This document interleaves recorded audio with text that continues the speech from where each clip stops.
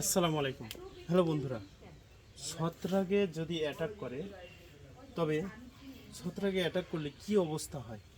একটা বরজ কিন্তু যেখানে অ্যাটাক করবে সেখান থেকে পুরা একটা লাইন ছড়িয়ে পড়বে। কিভাবে ছড়িয়ে পড়বে? এটা কিন্তু লতার মাধ্যমে ছড়াতে থাকে।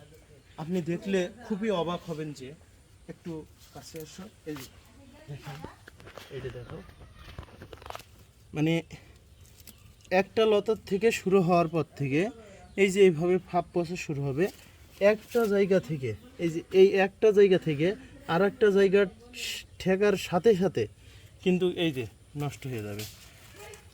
আপনারা তা দেখতে পাচ্ছেন, মানে একটা থেকে আর একটা জায়গায় ঠেকার সাথে সাথে নষ্ট হয়ে যাচ্ছে পটগুলো। এই যে এই পটটা দেখেন, এটা কিন্তু মোটামুটি মনে হচ্ছে ভালো আছে, কিন্তু এই যে এর কিন্তু ঠেকার সাথে সাথে এ কিন্তু আক্রান্ত হয়ে গিয়েছে।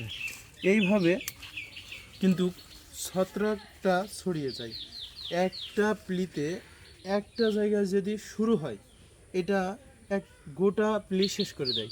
এখান থেকে যদি কোনো জায়গায় একটু ছড়িয়ে যায়, সেই প্লিগুলো শেষ হয়ে যায়। তবে আমি অনেক ট্রাই করছি যে এইগুলো বের করে দিয়ে পরিষ্কার করে দিয়েছি।